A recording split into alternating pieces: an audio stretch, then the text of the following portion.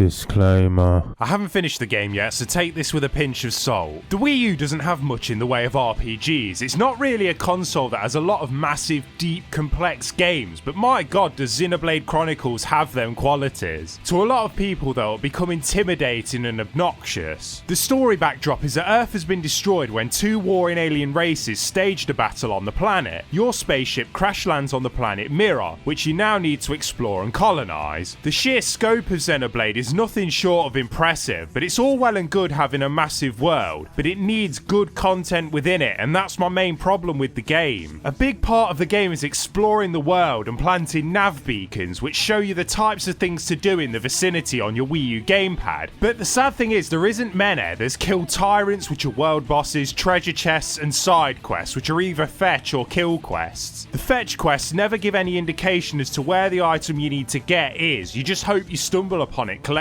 one of the 10 million collectibles in the game. None of the quests have a minimum level requirement attached to them either, so you won't know if you're powerful enough until you've trekked to the objective and seen a monster 5 levels higher than you. They're repetitive within the first few hours, and in a 70+ hour game that's a big problem. The sheer size of the game world makes these quests more aggravating than they should be. You'll trek through the world to reach your objective only to find it being guarded by an extremely high level enemy, even though you're in a low level zone, or there'll be a mountain in your way. You can fast travel once you unlock points on the map, and it's alleviated once you unlock skells 30+ hours into the game. I can see you say, well, don't do them then, but story missions are locked out until you have done certain side quests and explored a certain percentage of the land. These story quests do fare better. They offer more variety by taking you to some unique locations, and there is an interesting story once it gets going. Combat can be a strong point as well. It relies on you listening to what your party members tell you. It also has similarities with MMO combat. You auto attack and trigger skills from pallets. Following your party members' orders will grant party bonuses such as a HP boost. You'll also get soul voice when you meet certain conditions in battle, like toppling an enemy, which is a little quick time event where you have to press B at the right time. Succeeding this causes your party members to use appropriate skills to the situation. So if I fall below 30% health, they'll take aggro away, or if I topple an enemy, they will use skills that do bonus damage to toppled enemies, and you can customize these to suit your playstyle. You also get to customize your party's gear, arts, and skills. But this system doesn't always work. You'll swear blind that you have met conditions and no quick time event will appear. Also, if I topple an enemy, I shouldn't need to do a little quick time event to make my party use appropriate skills. They should do that themselves. Your party members also at points just don't bother giving you orders. It just feels random at points, leading to a lot of frustrating wipes. The AI really fights you sometimes. With MMO combat, everyone has the roles and knows what to do, and it's the same here. You have tank, DPS, and controllers, but most of the time they just aren't up to the task. Your tank will taunt the boss's minion instead of the boss, leaving all the mob to wreck your shit. It doesn't help that the combat is poorly tutorialized. Even in the game manual, it isn't that great, so your best bet is to check YouTube or forums. I know people will say, this isn't Call of Duty, you have to figure it out. But if your combat system is this complex, then that's all the more reason to teach it to players. And activating your abilities can be a pain sometimes. In MMOs, at least you can press a number key to quickly activate your ability. But here, you have to scroll through your palette and select it, and if a party member gives you a command, and your cursor is on the other side of the palette, by the time you scrolled through and got into position, the opportunity's gone, since some skills only work to their full potential if you're in the right position. But when it all comes together, it's awesome. You get into a nice rhythm using different arts and giving commands, but it's not always the case. You can also use the game's multiplayer system to hire NPC versions of other players' characters if you have a gap in your party.